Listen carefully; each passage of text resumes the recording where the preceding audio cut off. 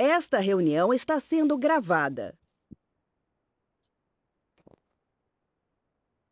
Bom, sejam muito bem-vindos ao programa Acesso Livre, e hoje tem a sua primeira edição, começando com a entrevista do nosso querido amigo, músico, artista, escritor, Nelson Gonçalves. Nelson, eu não poderia deixar de iniciar sem lhe perguntar sobre a associação do seu nome com o grande músico, grande artista brasileiro, Nelson Gonçalves. Tem alguma relação? Bom dia. Na realidade, não tem relação. É uma questão de família mesmo. Meu pai era Nelson Gonçalves e passou o nome dele para mim. E não tem nenhuma coincidência, não tem nenhuma relação, até porque eu sou do Rio de Janeiro. Minha família é do estado do Rio de Janeiro. E o Nelson Gonçalves, um grande cantor que realmente eu respeito, gosto, mas ele não é do Rio de Janeiro. Então, a relação não tem nenhuma, é mera coincidência mesmo. Maravilha, maravilha. E que bacana, né, que você desde cedo, de alguma forma, de forma intencional ou não, acabou tendo esse nome, que é um nome belíssimo, né, o nome Nelson. Imagino que tem uma etimologia e você gosta, né, aprecia e não apenas aprecia, mas você estuda, né, pesquisa a respeito da música, especialmente a música cristã.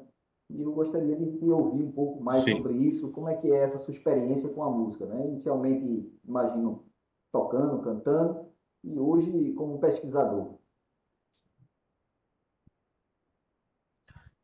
Na realidade, acho que como muitas outras pessoas, a música está na família. Meu pai era músico, tocava sanfona, não de profissão, mas ele tocava bastante. Os irmãos do meu pai, na parte da minha mãe também tem pessoas ligadas à música. Não foram pessoas famosas, mas tem esse tom, essa coisa na veia. E eu também me lembro de que, desde criança, eu já cantava, mas não assim, com a intenção de desenvolver muito. Depois, o tempo foi passando, eu fui aprendendo, aprendi um pouquinho de violão, fui desenvolvendo e veio praticamente assim uma coisa natural. Eu fui me ligando na música, apesar de não me profissionalizar de imediato. Eu exerci outras profissões, mas depois eu passei a ficar base da música e recentemente, como eu voltei para a igreja cristã, para a igreja que tem a linha evangélica, então eu comecei a me interessar mais por isso, por essa música que tem a sua história. É uma história muito interessante que vem lá do povo hebreu, daquela coisa do Antigo Testamento, passando pela Idade Média, até chegar hoje com o gospel e com as músicas que tem aí. Então, isso me interessa muito. Me interessa, eu tenho essa, vamos dizer assim, essa paixão de entender a música para poder dizer a música tem história. A música é um elemento importante na nossa cultura e principalmente na nossa educação. Maravilha. Então, como é que é essa associação aí entre música e academia, né? Você hoje faz doutorado, não é isso? Na área musical e É imagino mestrado, que mestrado, melhor dizendo, é mestrado hoje. e essa experiência me Isso. parece ser uma experiência desafiadora, né? Porque uma coisa é você apreciar, você curtir, você encantar, emocionar, como eu já tive a experiência de ver você se apresentando, e outra coisa é você seguir um método, né? Uma técnica de estudo, e isso é muito, assim, parece realmente desafiador para quem é um músico e que a princípio degusta, né, e emociona, e encanta, e hoje segue uma linha mais, digamos assim, acadêmica. Como é que é essa transição, essa mesclagem? Como é que você está se sentindo nesse novo mistério, né, nesse novo papel? De fato, é o que você falou, é desafiador. Porque, para começo de assunto, eu não estava acostumado com os critérios acadêmicos. A gente que faz música popular e, por assim dizer, tem um quê de autodidata. A gente estuda em escola livre, estuda mais a música propriamente dita. A gente não estuda os critérios acadêmicos científicos para pesquisar e desenvolver um trabalho para escrever para as pessoas aquilo que a gente está enxergando na música. Então, a gente trabalha e fica naquela expectativa assim, o que eu estou fazendo que vai ser útil para as pessoas e, no meu caso, que vai ser útil para as igrejas que vão ter acesso ao que eu vou escrever, ao que eu estou terminando de escrever na realidade. Então, para mim, dá uma sensação, às vezes, de uma certa ansiedade. Eu quero mostrar uma coisa boa, que as pessoas realmente entendam, mas isso não é fácil. Porque hoje em dia, acho que na história também, existe os entendimentos da música. E aí as pessoas vão escutar, mas eu acho que assim é melhor. Eu acho que não, da outra forma. E isso é um desafio que você acabou de falar e que eu confirmo. É desafiador a gente levar a música para frente, ajudar as pessoas a entenderem, entender que a música tem esse quê de emoção. A gente, quando escuta uma pessoa cantando, não adianta, dá um tipo de emoção, ou pelo menos dá aquela sensação de coisa física, eu quero me movimentar.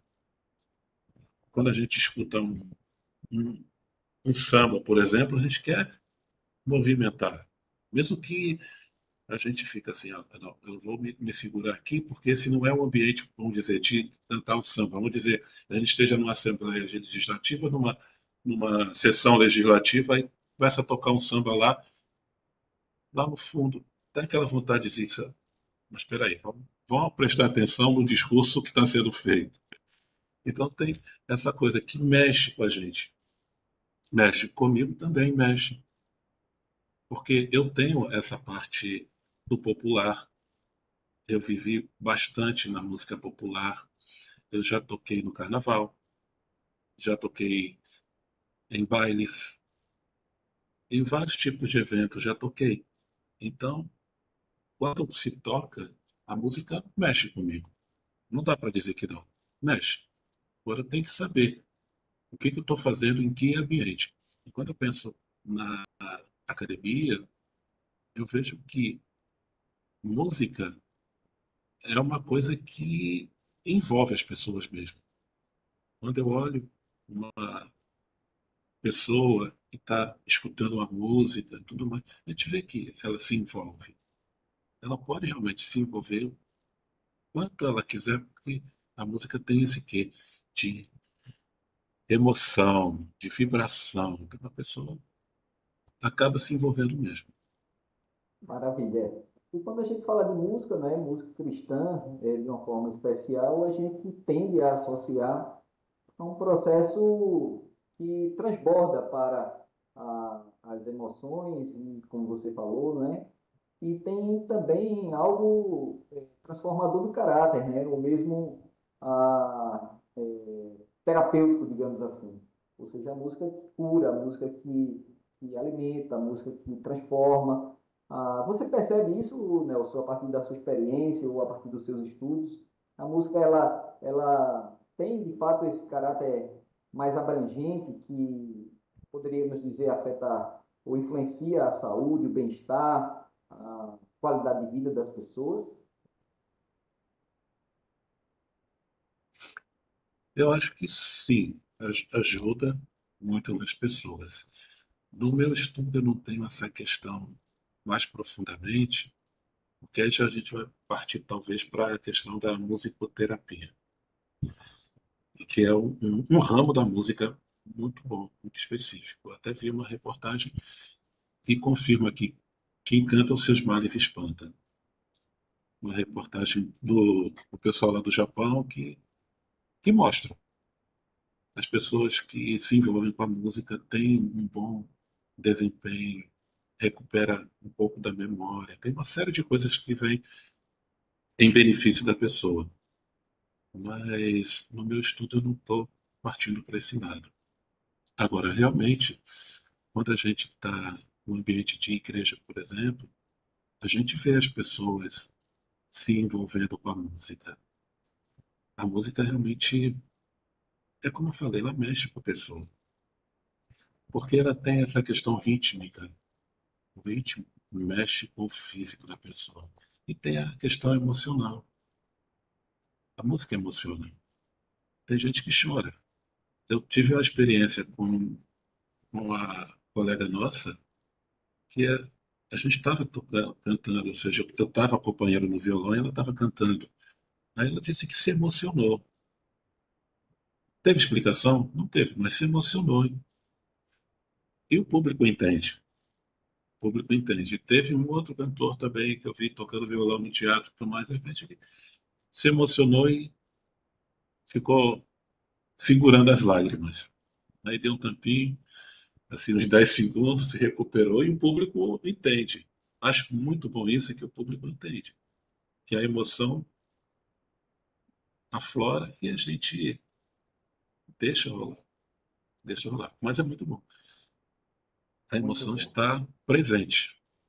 muito bom. Não tem como dizer que não está presente. Ela está presente e a gente tem que saber lidar com isso. Maravilha, maravilha. Nelson, você também tem um gosto pela literatura, né? A gente sabe que você aprecia a, a escrita e você conseguiu já estabelecer uma conexão entre a escrita e a música, já compôs, tentou escrever algo? Como é que é essa relação para você? Você tem como elementos distintos ou faz parte de um processo criativo único? Eu tenho, sim, algumas composições, não sei quantas, há algum tempo que eu estou com as minhas composições guardadas, mas eu tenho composições, inclusive aqui no Recife eu participei daquele antigo projeto Abril para a Música, que foi anterior ao Abril para o Rock. Sim, Eu participei do Abril para a Música e cantei músicas minhas e umas duas ou três músicas de um amigo meu. Então eu tenho composições, eu faço essa junção. Às vezes, uma coisa quase que casada, a música saindo com a letra. Mas às vezes também sai mais a letra para depois botar a música. Mas isso acontece e no momento eu estou querendo me esforçar a escrever coisas mais voltadas para os textos bíblicos, porque é o que eu estou vivendo no momento. E é o que eu estou querendo incentivar as pessoas, os textos bíblicos, mas com uma certa crítica, porque a gente precisa ter esse respeito ao texto bíblico e não colocar qualquer coisa como se fosse válido biblicamente. Então, estou com esse cuidado. Vou precisar estudar um pouco mais os livros bíblicos para poder, quando escrever, escrever uma coisa bem dentro daquilo que a Bíblia está dizendo. maravilha. Muito, muito interessante. E como é o processo criativo? Você tem um método, tem um sistema, precisa, digamos assim, de alguma inspiração, ou você é daqueles que transpiram mais, né, do que buscam uma inspiração? Ou seja, como é que é o dia a dia para você realmente escrever, compor, desenvolver o seu trabalho? Quando eu vou escrever, eu, eu tenho uma pequena inspiração. O que acontece é isso, eu tenho uma pequena inspiração. Uma coisa que acontece, uma cena, alguma coisa que eu escuto, alguma coisa, uma pequena coisa me inspira. Só que depois disso, eu começo a raciocinar mais. eu começo a pensar mais, principalmente quando eu estou escrevendo uma poesia, um poema. Porque um poema, eu preciso pensar na rima. Eu gosto de fazer uma coisa rimada. Gosto de fazer uma rima bem pensada. E aí, a partir dessa inspiração inicial, aí eu vou construindo o poema. Às vezes eu faço poemas sem rima, mas isso não é um problema. Eu vou escrevendo. Antigamente eu tinha muito assim de sair escrevendo, escrevendo, escrevendo, aí no final ficava pronto. Mas atualmente, depois de uma certa idade, eu comecei a pensar mais. Pensar mais. É o que eu falei, eu tenho a inspiração, escrevo alguma coisa e a partir dali eu vou desenvolvendo, só que eu vou raciocinando mais e buscando as palavras, consultando o dicionário, consultando a própria forma da escrita, da separação das sílabas do, do poema. Vou analisando tudo isso aí para ficar uma coisa bem estruturada. Hoje eu penso assim, pode ser que daqui a pouco, daqui a alguns anos, faça um pouco mais espontâneo mesmo. Mas atualmente eu estou nessa fase de fazer uma coisa mais pensada, mais meticulosa, mais, vou dizer assim, medida, mais metricamente medida, assim, para poder ter uma coisa que vai até, a princípio ela tem que me satisfazer, mas depois de me satisfazer eu poder mostrar para alguém. Pode ser que essa pessoa ou as outras pessoas tenham uma crítica maior que a minha, mas antes eu preciso passar pela minha própria crítica. Maravilha, maravilha. A gente está chegando ao final e eu gostaria de fazer um bate-bola rapidinho, em poucas palavras, Nelson. Eu gostaria que você indicasse uma música de sua preferência, uma música que você gosta e pudesse ficar registrado nesse momento. Uma música que eu gosto é a música do gospel, que é Bem Querer, Bem querido. que é do Marcos Góes, se não me engano, Marcos ele diz assim: Góes. És o meu bem querer, meu mestre, tudo que tenho e sou.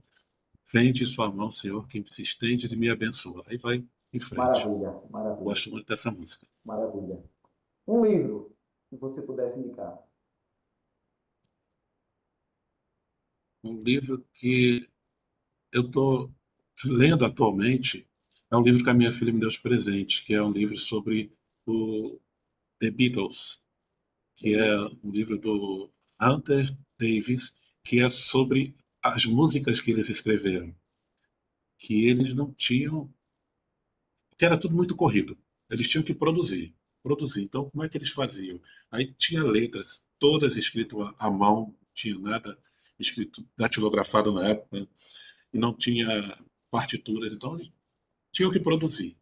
E eles tinham muita memória, então, porque ficava na memória e eles iam produzindo outras coisas, quando voltava para o estúdio, produzia aquela outra coisa. Então, esse livro eu acho muito interessante, que é sobre Beatles, é escrito pelo Hunter Davis.